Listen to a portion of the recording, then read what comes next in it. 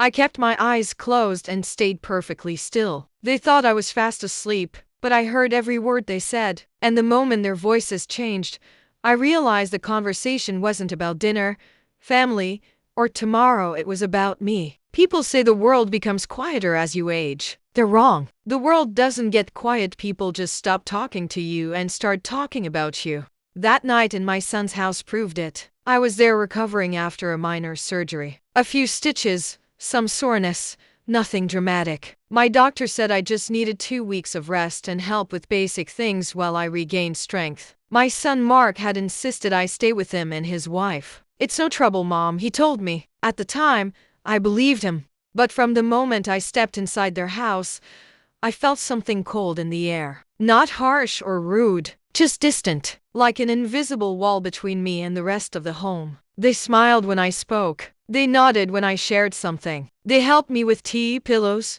medication, but the warmth wasn't there. It was like being hosted politely, efficiently, but not welcomed. That evening, after dinner, they sat me on the living room couch with a blanket tucked around me. The TV flickered with some comedy show, laugh tracks echoing through the room. I leaned my head back and let my eyes close, feeling the weight of the day. Then I heard the clinking of plates, soft footsteps, water running, voices in the kitchen. That's normal, right? Families talk after dinner. But there was something sharp in the whispers, something tense. A tone you only use when you're saying something you don't want someone else to hear. I kept still, and then Brooke's voice cut through the air.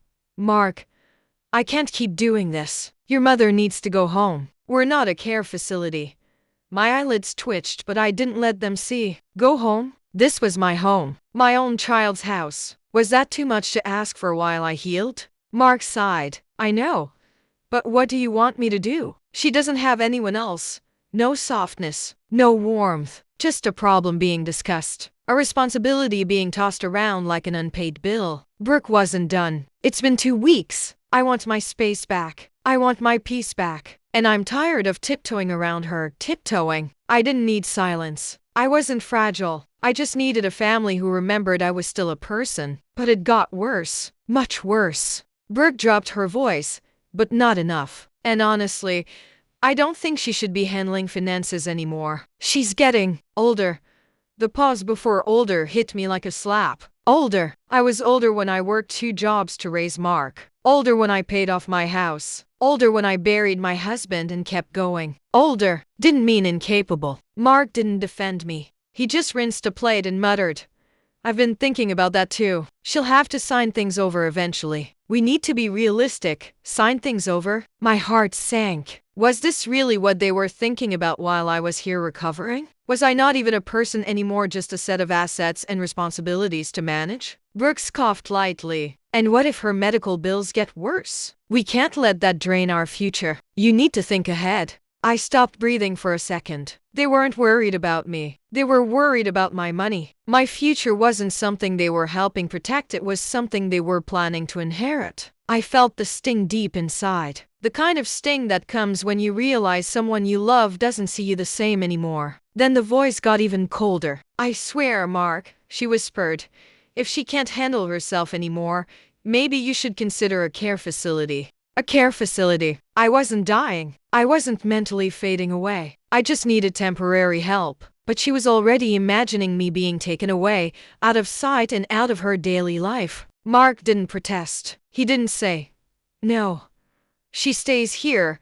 He didn't say, "She took care of me my whole childhood." He just stayed silent. And silence can be louder than anything spoken. I could have gotten up right then, looked them in the eyes and said, "Yes, I heard everything. No, I'm not leaving. No, you don't get to decide my life." But something inside stopped me. Not weakness, strategy. Because in that moment, I understood something important. If they were saying this already, what would they say or plan later when I really wasn't around to hear? I needed the truth, all of it. So I stayed still, breathing slow, hands relaxed, eyes closed, like someone drifting through a peaceful nap. I heard footsteps. Mark came out of the kitchen. He stood near the couch, close enough that I could feel the movement of air as he leaned in. I stayed stone still. He watched me for a moment. Then he went back. "She's out cold," he told Brooke. She probably doesn't even know what's going on. Oh, I knew exactly what was going on. Better than they did. Brooke laughed soft, mean, like someone mocking a secret winner. She still thinks she's independent. She thinks she's running her own life, if only she knew. I had spent decades running my life, my home, my family. I wasn't done yet. And what they didn't realize was, the moment they underestimated me, they gave me power. Now I wasn't just a recovering mother. I was a woman who had a reason to stand up, to decide what happened next, to teach them something they were clearly forgetting. Age doesn't kill your strength. Disrespect does. And that night, sitting there in the glow of the living room TV, blanket tucked under my chin, eyes closed, I made a silent promise. This was not going to end the way they thought. Not even close. The next morning, I walked into the kitchen like nothing had happened. I poured my own coffee, said good morning, and pretended I had slept through the night. They had no idea I knew everything. The sun was barely up when I opened my eyes this time for real. I had barely slept, not because of discomfort from the surgery, but because of the words echoing in my head. She needs to go. We can't let her drain our future. Maybe a care facility. I sat on the edge of the guest bed and let a long breath out. My body was sore, but my heart was heavier. I took my time, brushed my hair, straightened my shirt, adjusted myself in the mirror and stared into my own eyes. There I was, the same woman who had survived heartbreak, loss, raising children alone, keeping a house standing, paying taxes, late nights, early mornings. And now I was being discussed like a package waiting to be shipped off. But I smiled at myself anyway, because I wasn't done. Not with life, and definitely not with this situation. I made my way down the hallway, slow but steady. No cane, no help, no wobbling. I wanted them to see that. Mark and Brooke were already in the kitchen. He was flipping eggs in a pan while she scrolled her phone at the island. Brooke looked up first. "Oh, you're awake early." I forced a warm smile. "Couldn't sleep much, sweetheart. Thought I'd start the morning with coffee." I walked right past them, opened the cabinet, and poured my own. Brooke blinked, almost surprised I could do something without assistance. "Do you want help?" she asked, voice sugary sweet with just a hint of strain. "No, thank you," I said. "I'm still capable of pouring hot water. Haven't burned myself yet." She laughed awkward, as if she wasn't sure if I was joking or calling her out. Mark didn't look up from the stove. Maybe guilt had settled in, or maybe he didn't feel anything at all. Hard to tell. We sat down to breakfast.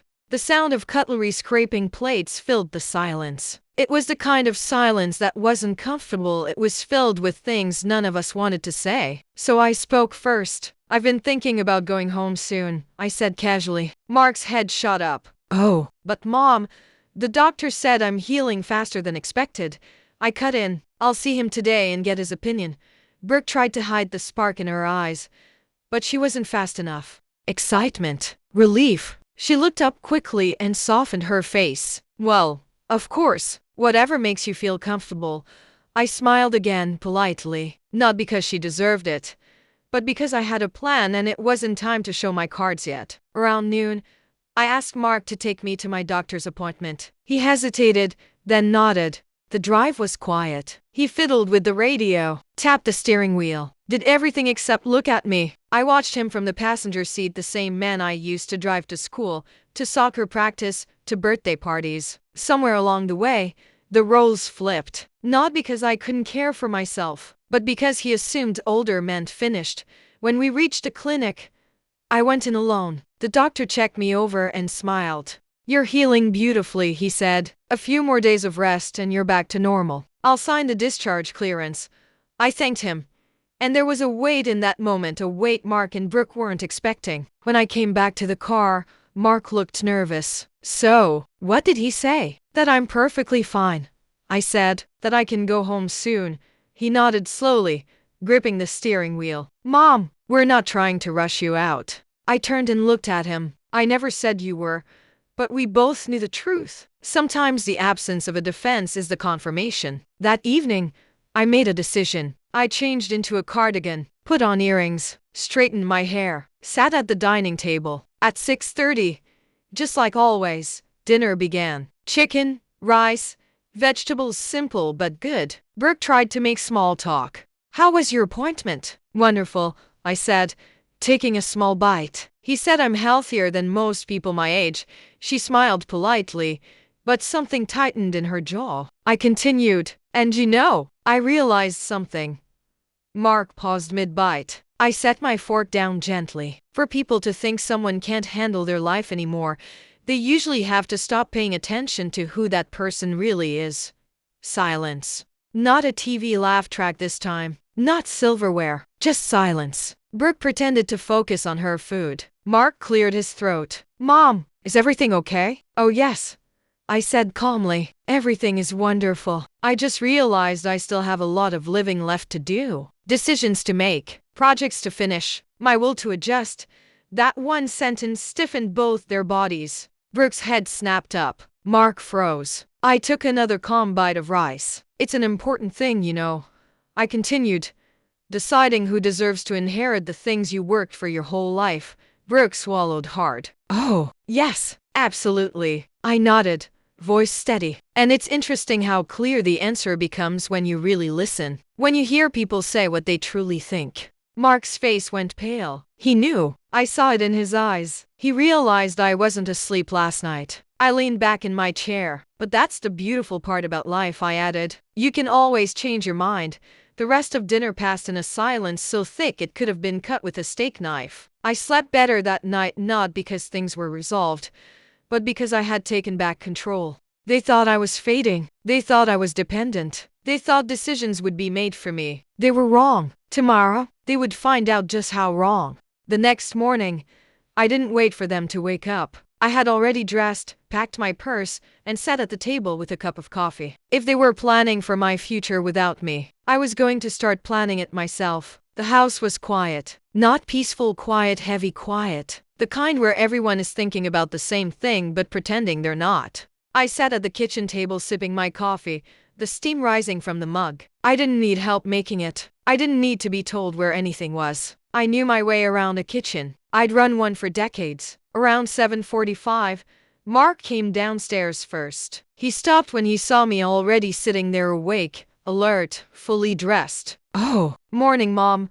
he said, rubbing his head. Morning, I answered with a polite smile. He grabbed a mug and poured himself coffee. He normally made 2 cups, one for him, one for Brooke. Today, he only made his own. Interesting. He sat down across from me. We didn't speak for a moment. Then he exhaled. Mom, I hope you don't feel uncomfortable here.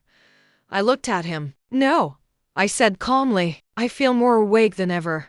He blinked, not sure how to respond. I took another sip and added, Mark, people show their hearts most honestly when they think no one is listening. His grip on the mug tightened. He knew. He realized. But before he could say anything, Brooke came downstairs. Oh, you're both up early, she said cheerfully. I smiled again. Yes, I've always believed early mornings are for people who have things to do. Brooke laughed, but it sounded forced. Well, that's great.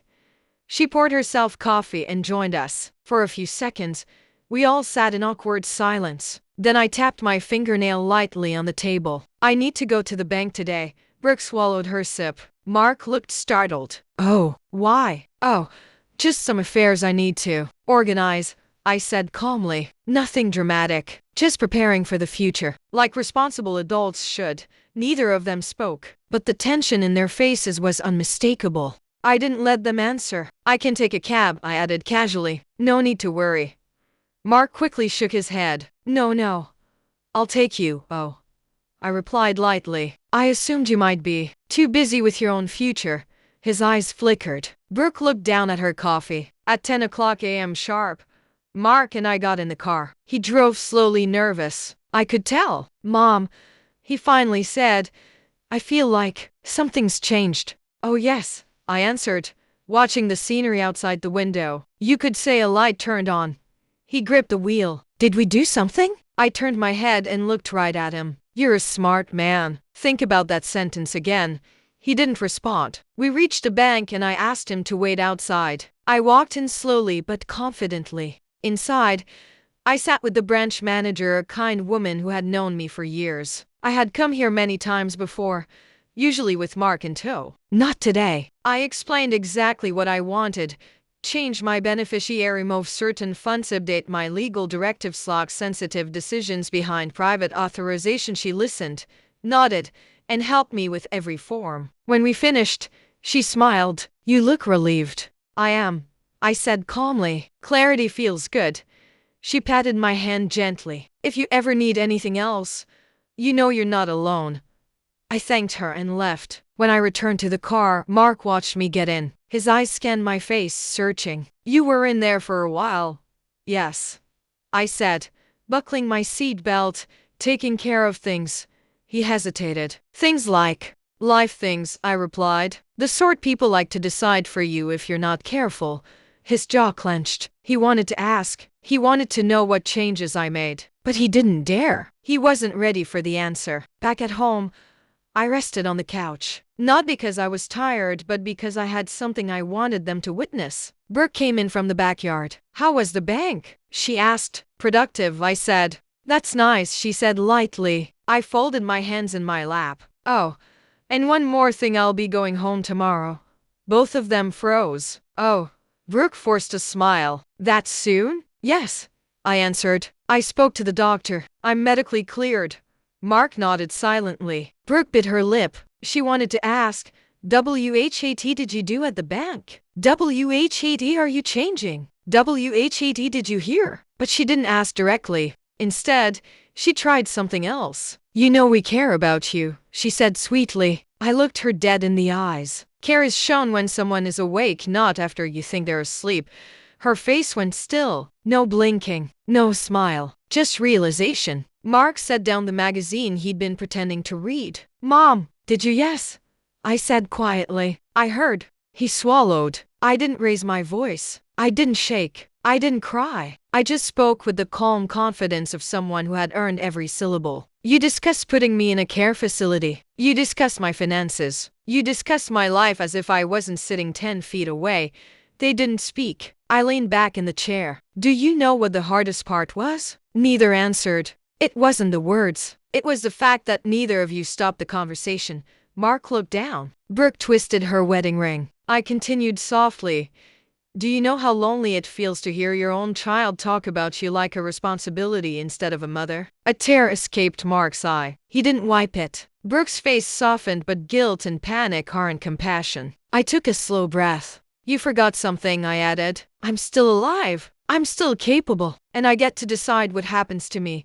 They both sat speechless. I stood up, walked toward the hallway. Before turning the corner, I said one last thing. I won't punish either of you, but I will protect myself. And then I left them sitting in that quiet living room, hearts pounding, minds racing, unsure of what would come next. They thought they were taking control. Now they understood. I was. I didn't just go back to my room. I went to my papers, my files, my phone, and started quietly making moves they'd never see coming. While they thought I was resting, I was reclaiming everything they thought they could control. That afternoon, I sat at the little desk in my room. Sunlight poured through the window, falling on stacks of papers, my laptop, and a small safe I had brought from home. Everything I needed to protect myself and my future was within reach. I opened my laptop and began sending emails, scheduling meetings, and checking documents. Every detail mattered. Every form had to be airtight. I wasn't doing this to scare them. Not yet. I was doing it to make sure my voice could not be ignored. Mark knocked softly on the door. Mom, are you okay? I didn't look up. Yes, Mark. Just organizing things. He hesitated. Organizing things? Yes, like someone who wants to make sure their life is still theirs. His face shifted, a mixture of guilt and surprise. He wasn't used to me being this sharp, this confident, this awake. He nodded slowly and left. Brooke didn't come near me. Not yet. She probably thought I'd stay weak, like the helpless woman she wanted me to be. But I wasn't that woman. I pulled out my small safe and unlocked it. Inside were copies of my will, financial statements, insurance policies, and letters I had written over the years. Letters for birthdays, weddings, emergencies, and contingencies. I smiled faintly. It wasn't just paperwork. It was proof. Proof that I had always planned, always thought ahead, Always protected myself even when my own family forgot to treat me like a person. I called my lawyer, a kind woman I had trusted for decades. "Hi, Karen," I said, keeping my voice calm. "I need to make some updates immediately. Can we meet tomorrow morning?" She didn't ask why. She already knew. "Of course," she said. "I'll be there."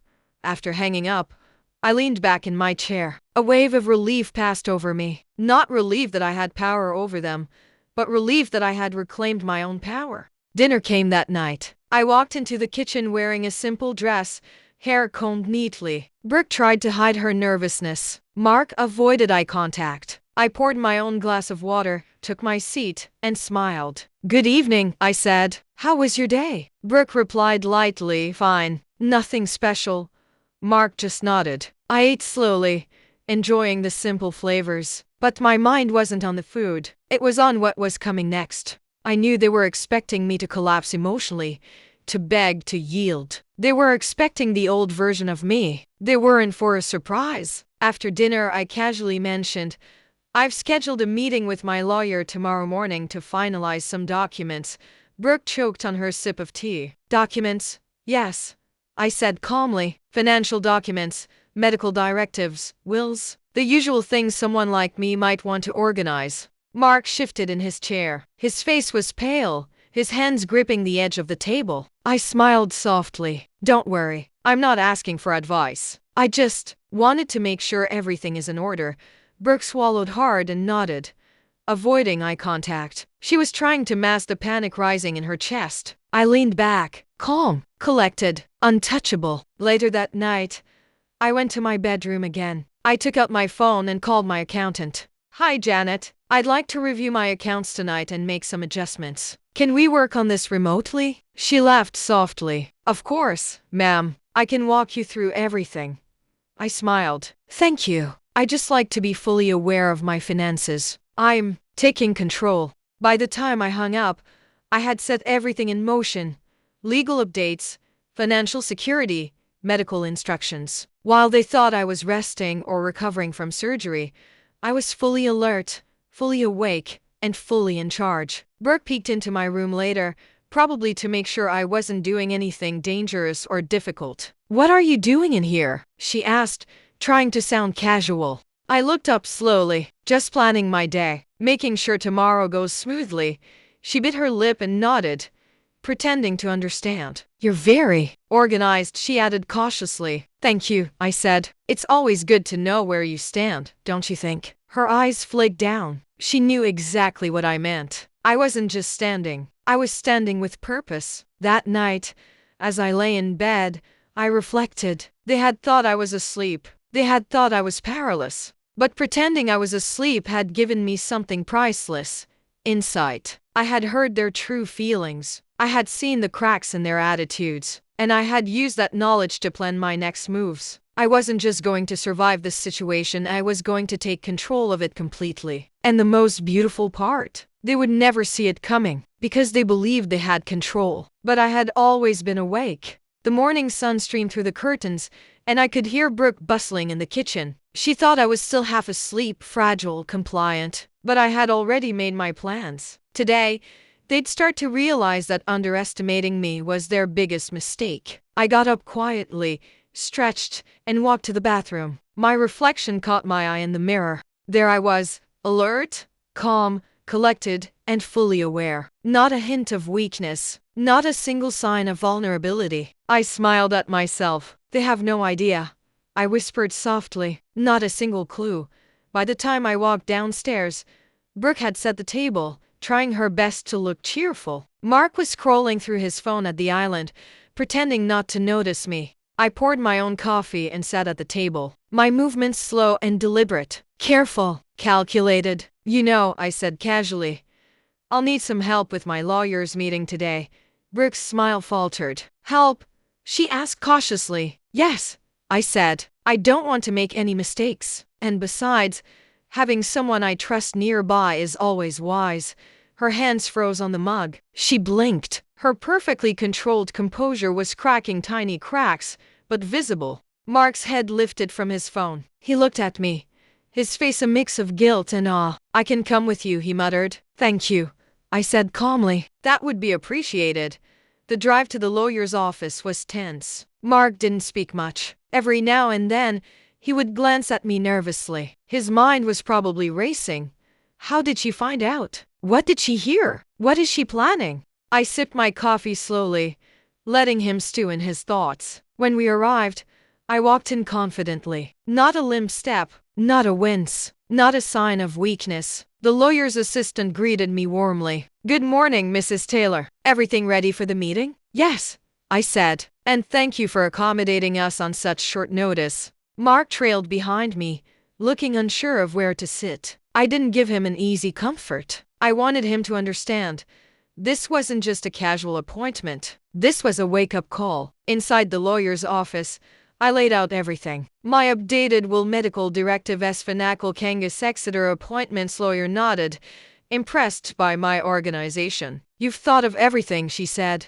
I have to, I replied. Some people underestimate what a mother can accomplish when they think she's asleep. I've learned that lesson before. Mark swallowed hard. He had no idea I knew every word they'd whispered last night. No idea I had been silently plotting my next steps. And Brooke, she would never forget this once she realized how much control I still had. After the meeting, I asked Mark to take me for a quick lunch. I wanted him alone in the car to give him a gentle but firm reality check. Mom, he started nervously. I didn't realize. I held up my hand. Mark, don't speak yet. Just listen. He obeyed. I heard everything last night, I said quietly. Every word, every plan, every thought you and Brooke had about me. I wasn't asleep. I wasn't helpless. I was listening. Mark's face went pale. He started again, but I interrupted. Don't apologize. Not yet. What I want you to understand is this. I'm still in charge of my life. I decide what happens. Not you. Not Brooke. Me. Tears welled up in his eyes. I just didn't know how to. He trailed off. I know, I said softly, but you will learn. Today, from me. Back home, I moved through the house like someone fully awake and fully in control. I checked my phone. Messages from the bank confirming transfers, notifications from my lawyer, reminders for appointments. Everything was in place. They thought I was dependent. They thought I was fragile. They thought I could be pushed around. They were wrong. I made myself visible, walked into the kitchen with confidence, picked up a book, sat at the window. Brooke came over, pretending to water plants. She tried casual conversation. How are you feeling? She asked. Better than ever, I said brightly, and more aware than ever. Her hands froze mid-motion. Her eyes darted. I smiled softly, enjoying the subtle panic. Not cruelty, just clarity. Awareness is a powerful thing, I added. Dinner came, and the atmosphere was thick. They couldn't hide their anxiety. Every glance, every sigh, every small movement betrayed them. I spoke lightly, casually, like nothing was wrong. I've scheduled a meeting with my doctor tomorrow. Just a routine check, I said. I want to be sure everything is in order. I'm fully capable of making my own choices. Brooke's fork clattered on her plate. Mark looked down, embarrassed. I didn't need to raise my voice. I didn't need drama. I didn't need to yell. Calm authority was stronger than any argument. I had learned that over decades, and they were finally starting to understand. Pretending I was asleep had been their mistake. Later that night, I reflected on the day. I had acted quietly but decisively, taken control of my legal, financial, and medical matters, made sure my voice was heard even if it wasn't said aloud yet. Tomorrow, the final pieces would fall into place, and by the end of it, Mark and Brooke would learn a lesson they wouldn't forget. Never underestimate the person you think is asleep.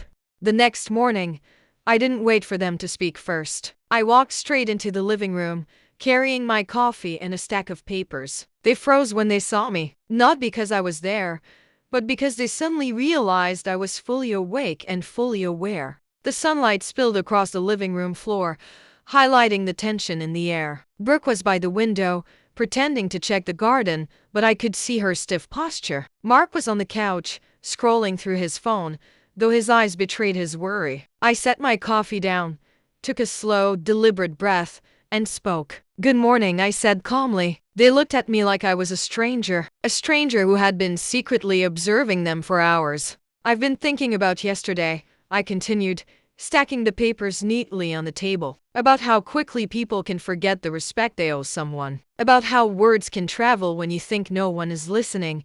Brooke's hand trembled slightly. Mark swallowed hard. I let the silence stretch, letting them feel every word I didn't need to raise my voice to say. I sat down, leaned back slightly, and looked directly at them. Last night, I heard everything I said. Plans, conversations, thoughts about me as if I wasn't even here. I wasn't asleep. I wasn't fragile. I was listening. And now, I'm acting. Mark's face drained of color. Brooke dropped her gaze to the floor. You see, I continued softly, people often think they can manipulate situations when they assume the other person is powerless. That's when mistakes are made. Mark opened his mouth to respond, but I shook my head. No, not yet. Today is for me to take steps. Tomorrow, we'll discuss everything. For now, I want you to understand one thing. I am still the one in charge of my life. After breakfast, I walked to my room to gather a few more important documents. I made a mental checklist: legal updates, financial confirmations, medical directives, and letters to family members. Brooke peeked in halfway through, feigning casual interest. Are you okay? She asked, her voice tight. Yes, I said calmly, just making sure everything is in order. That's what responsible adults do, don't you think? Her eyes darted. She could feel the shift in power, even if she couldn't articulate it. Mark appeared in the doorway, clearing his throat nervously. Mom, do you need me to help with anything? I looked at him with a faint, amused smile. No, thank you. But if you ever want to be involved in real decisions, you'll need to pay attention. Not just assume things happen as you wish. The day went on with quiet precision. I moved about the house, checking on things, making phone calls, updating my records. Every move was deliberate. Every word I spoke, carefully chosen. By late afternoon, I called my lawyer to confirm the final steps. Everything is set, she said over the phone. Your documents are finalized, and your instructions are legally binding. I smiled. Perfect. Thank you. I'll be sending a few additional copies tomorrow for added security. This was the moment I had been waiting for. Full control secured, without confrontation, without raising alarm yet. When Brooke returned home from running errands, she sensed something had changed. How was your day? She asked cautiously. Busy, I said, calmly placing a document folder on the table. I've been making sure that the things I've worked for all my life are protected, that my decisions are respected, that my voice is heard. She froze mid-step, her coffee cup trembling slightly in her hand. I see, she said, voice tight. Yes, I replied softly. I hope this teaches you something important. Never assume someone is asleep when they are paying attention. Never assume someone is weak when they are strong. Never assume someone's silence is permission. Mark didn't speak. He just nodded slightly, eyes downcast, feeling the weight of everything I had revealed without yelling, without accusations. Dinner that night was quiet. They tried to maintain normalcy, but I could see it in the tension between them. Every glance was hesitant, every word measured. I spoke casually, as if nothing had happened. I've scheduled my doctor's follow-up tomorrow, I said lightly. And after that, I'll be going home. Brooke almost choked on her tea. Oh, that soon? She asked. Yes, I said. The doctor cleared me. I'm healthy, I'm capable, and I intend to manage my life as I always have. Mark exhaled quietly. Brooke's fingers twisted her napkin. She wanted answers, but she didn't dare ask. She could feel, with every fiber, that I was no longer the person she could manipulate. Later that night, I sat alone in my room, reviewing all the confirmations from the bank, lawyer, and doctor. Every document, every instruction, every detail was in place. I leaned back in my chair and allowed myself a small, satisfied smile. They had underestimated me. They had assumed I was fragile. They had assumed I was asleep. And now, I was fully awake, fully aware, fully in control. The lesson would soon be clear. They had no idea what was coming.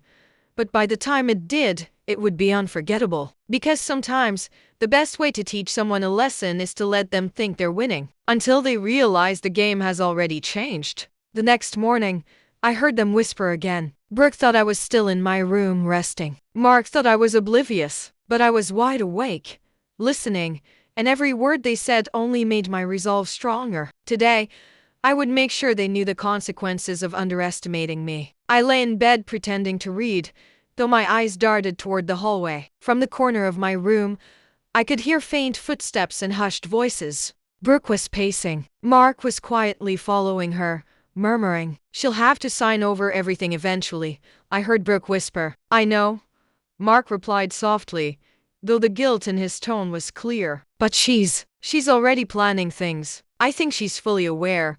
I smirked slightly under my blanket. Fully aware? Absolutely. And now, I had a plan. By the time I got downstairs, they had returned to the living room. Brooke avoided eye contact. Mark kept fiddling with the remote, pretending to watch TV, though he wasn't. I poured my own coffee, walked over to the couch, and sat down as casually as if nothing had happened. "Good morning," I said lightly. Both of them stiffened. "You look rested," Brooke said cautiously. "Yes," I replied, smiling. "Very. And alert. That seems to make a difference in making decisions that matter."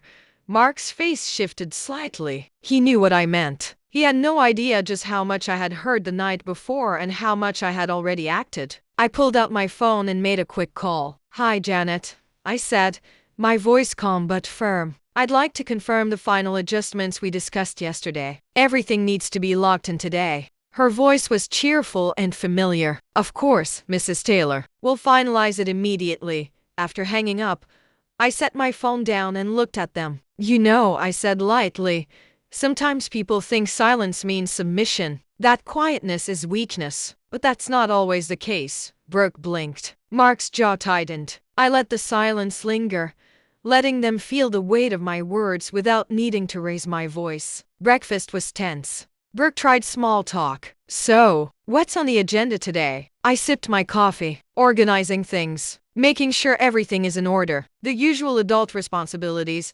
Mark shifted in his chair. He wanted to ask questions, but he didn't dare. I continued, calm and measured. "You know, I've learned something very important. People underestimate you when they assume you're asleep. They forget that you're listening, that you're planning, that you're capable of protecting yourself."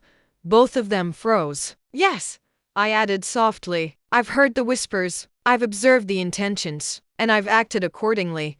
Later that morning, I went to my home office set up in the guest room. Laptop open, documents ready, lists checked, everything in place. Mark appeared at the door hesitant. "Mom, are you okay?" he asked. I looked at him, calm, confident, completely in control. "Yes, Mark, more than okay. I've taken care of everything that matters. I've updated documents, confirmed plans, and ensured my voice is final. That's what happens when you listen and act." He swallowed, unable to speak. He knew he had underestimated me. Brooke peeked in a moment later, pretending casual interest. "I hope you're not working too hard," she said nervously. "I'm perfectly capable," I replied. "And it's good to know that the people around you respect that capability. Don't you agree?" Both were silent. No answer. Their silence said everything I needed. By mid-afternoon, I had finished reviewing and confirming all my documents with the lawyer remotely. Every piece was locked in, every instruction legally binding. When I returned to the living room, I saw their expressions. Tension, unease, regret. Brooke tried to force a smile. Mark avoided eye contact completely. I sat down, folding my hands in my lap. Calm, composed, dominant without force. "I trust you understand now," I said softly. "Life isn't about who can manipulate who. It's about knowing your responsibilities and respecting boundaries. And boundaries start with acknowledging that I am in charge of my life." They nodded silently, fully aware that I meant every word. Dinner came. I spoke lightly, as if nothing had happened. Casual conversation, small jokes, but every sentence reminded them subtly that I was awake, aware, and acting. Brooke's fork paused midair. Mark's gaze flicked up nervously several times. I smiled politely and added, "Sometimes the hardest lessons are learned without shouting, without confrontation. Simply by realizing that someone you underestimated is not only awake, but fully prepared." Silence. They had no response, and that silence was my victory. Later that night, I reflected. They thought they were planning for my future without me. They thought they could control my life while I lay in a bed recovering. But I had heard, I had acted, I had planned, and soon they would see the results. The lesson was no longer just a warning. It was about to become real, because you never truly know the power of someone until you think they're asleep. That evening, I overheard them whispering again, this time with urgency. Brooke was panicking. Mark was trying to calm her, but I knew they had no idea just how far ahead I already was. Tonight, they would start realizing that underestimating me came with consequences. After dinner, I excused myself, claiming I wanted to organize some personal papers. Brooke looked at me suspiciously. Organize again? She asked, her voice tight. Yes, I said calmly, locking eyes with her for just a moment. I like knowing where everything is, and who is responsible for it. She glanced at Mark. His eyes were downcast, his hands nervously clasped on the table. Neither of them said a word. They were learning slowly but surely that the old, fragile mother they had assumed existed was gone. I retreated to my room and pulled out a folder I had kept hidden for months. Inside were letters I had written long ago but never sent, letters that outlined my wishes, my expectations, and my frustrations. I read them one by one, reliving the strength I had always carried. This wasn't just paperwork. This was my power, my voice, my control. I made a mental note. Tomorrow, I would make sure Brooke and Mark fully understood that everything they had whispered in secrecy had no power over me anymore. Later, as I walked through the hallway, I overheard Brooke muttering to Mark, She's not weak. She heard us. She knows everything. Mark nodded quietly. I paused, leaning against the wall just enough to make them feel my presence, though they couldn't see me. Yes, I whispered softly, almost to myself. And now it's my turn to act. I spent the rest of the evening calling my lawyer, banker, and doctor to confirm every last detail. By p.m., everything was finalized. The changes were legally binding. My directives were clear. My finances secured. My healthcare decisions locked. I looked around my room, smiling to myself. They had assumed silence meant submission, that quiet meant weakness. They were wrong, completely wrong. I returned to the living room, where Brooke was scrolling on her phone, pretending to be relaxed. Mark sat silently on the couch, staring blankly at the TV. I poured myself a glass of water and sat down across from them. Calm, collected, untouchable. Do you know, I said lightly, what the scariest thing about underestimating someone is? Brooke's hand froze on her phone. Mark's eyes flicked up nervously. I smiled softly. It's not the shouting, the confrontation, or the punishment. It's the quiet, calculated actions that happen when they think you're asleep. That's the part people never see coming. Neither spoke. And that silence said everything. I leaned back in my chair, taking a sip of water, letting them stew in the tension I created. Mark, I said gently. Brooke, I added with a hint of warmth, you both need to understand something important. I am still very much in charge of my life, my decisions, my future, my everything. And you don't get to make choices for me behind my back. Brooke shifted uneasily, and Mark's jaw tightened. You thought I was asleep, I continued softly, but I was listening, planning, acting. And now, I am fully in control. Their faces paled. I could see the guilt, the fear, the recognition in their expressions. You see, I said, leaning forward slightly. There is no anger here, no revenge, only clarity, only the lesson you failed to learn. Never underestimate someone because of their age, because of their health, because of assumptions. Never. I rose from the chair and walked calmly to the window. The city lights shimmered outside. I turned back to them. Everything is taken care of, I said softly. Legally, financially, medically. I have made my voice heard. And now, it's time for you to truly respect it. Brooke's eyes widened, her hands trembling. Mark's shoulders slumped. You don't need to thank me, I added lightly. You only need to remember this lesson for the rest of your lives. I returned to my room, leaving them in stunned silence. That night, I slept deeply. Not because I was tired, but because the weight of control had finally returned to me. I had acted decisively, quietly, and fully. They had assumed they were in charge. Now they understood the truth. The lesson was already underway. The next morning, the house felt heavier. Brooke and Mark were whispering, stealing glances at me, trying to gauge if I had changed or if I had always been this aware. I walked into the kitchen, coffee in hand, and they both froze. Today, they would see that I was not just awake. I was in control of everything. I poured my coffee slowly, letting the rich aroma fill the air. Brooke pretended to busy herself at the counter, but her hands shook ever so slightly. Mark sat stiffly at the table, eyes glued to the cup in front of him. "Morning," I said lightly, casually, almost as if we were having a normal day. They both jumped slightly. Even small gestures now seemed magnified under the tension I had created. "I hope you slept well," I added softly, sipping my coffee. It's always good to wake up knowing exactly where you stand in life.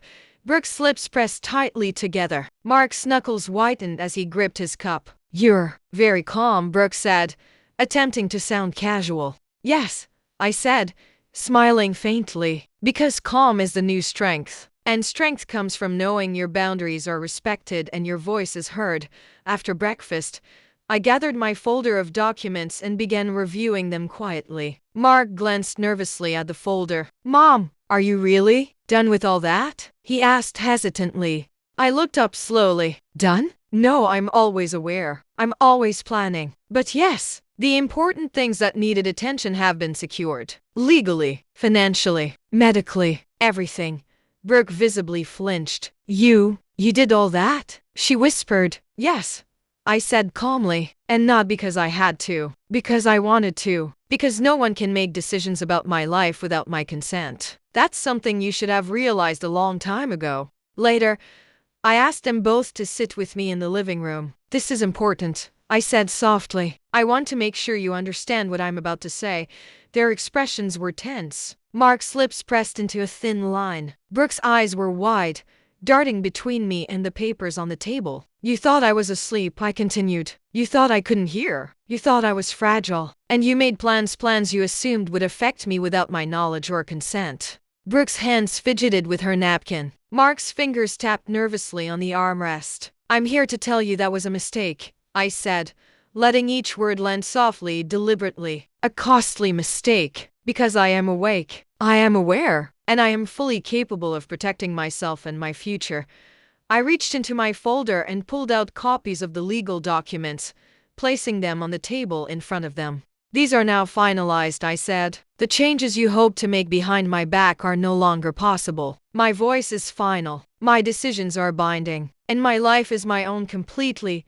Brooke's hand flew to her mouth. Mark's jaw dropped. I leaned back in my chair, calm and collected. "You might have assumed I was weak, but you were wrong. Completely wrong. And that assumption has consequences." For a long moment, no one spoke. Then I continued softly, almost conversationally.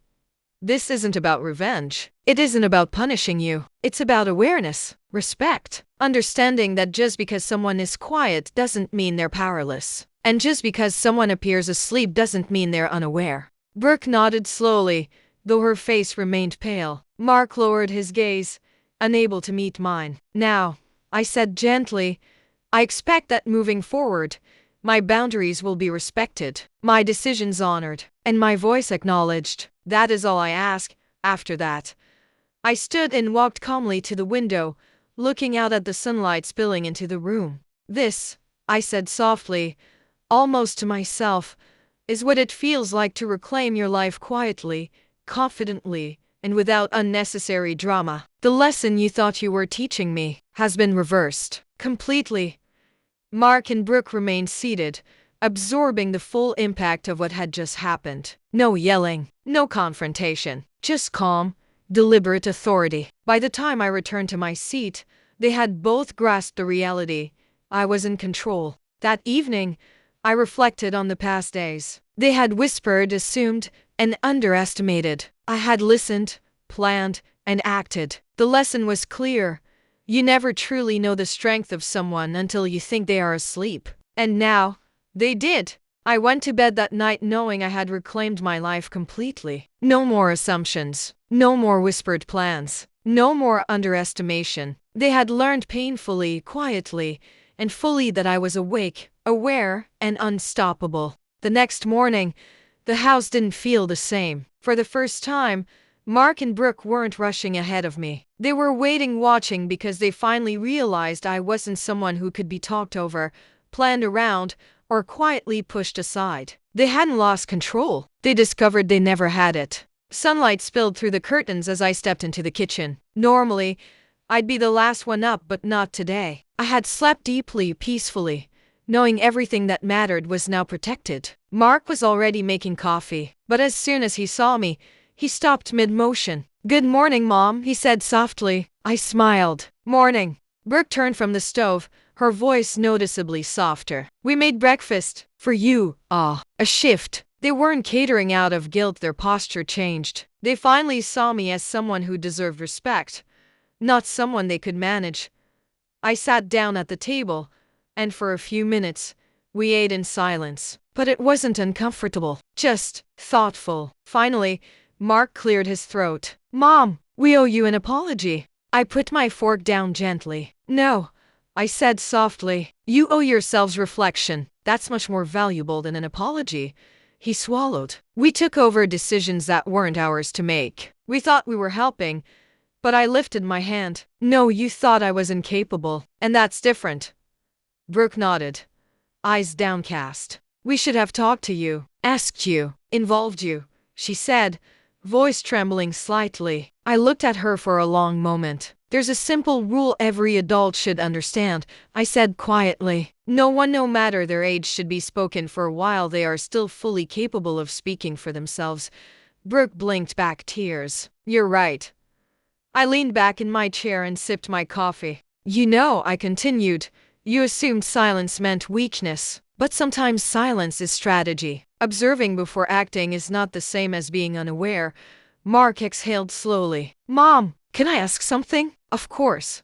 Was everything we said really that hurtful? I smiled faintly, not bitterly, but understandingly. It wasn't the words I said. It was the assumption behind them. The idea that I no longer deserved control over my own life. That I had become a passenger in the very story I spent decades building. Mark rubbed his forehead. "I never thought about it that way." "That's the problem," I said gently. "You didn't think. You reacted. And you acted without me." Brooke took a deep breath. "Can we fix this?" she asked quietly. I nodded. "Yes, and it's simple. Include me. Speak with me, not around me." They both nodded slowly. A small smile formed on my lips. The weight that had sat on this house for days finally started to lift. Not because I had forced them into submission, but because they had learned the lesson themselves. After breakfast, we sat in the living room, no tension, no paperwork, just talking. Really talking. We discussed realistic plans, my healthcare wishes, financial decisions, long-term needs, where I might want to live one day, what I expected from them, and what they could expect from me. And this time, they listened, not out of fear, but out of respect. Mark looked up at one point, eyebrows raised. "You've really thought through everything." I laughed softly. "Of course. I'm older, not weaker. There's a difference." Brooke leaned back thoughtfully. "I think we were scared." I nodded. "Children often fear their parents aging, but you handled that fear by trying to rush control instead of communicating."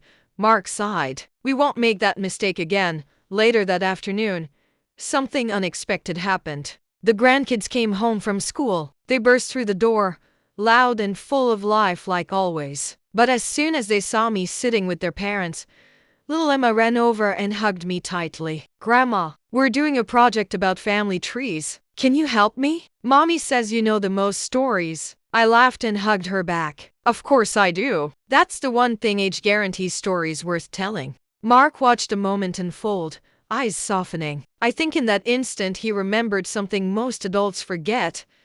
Aging is not loss. It's accumulation of experience, stories, wisdom, and perspective. But society often confuses aging with disappearing. Not today. Not anymore. That evening, we all sat together at the dining table, the whole family. I told stories from my teenage years, embarrassing moments, old love letters, funny childhood memories of Mark. Everyone laughed. Everyone listened. My voice wasn't absent. It wasn't background noise. It wasn't an afterthought. It was centered, as it should be. When the grandkids went to bed, Mark walked me to the living room and sat beside me. "Mom," he said gently, "thank you for not yelling. You had every right to."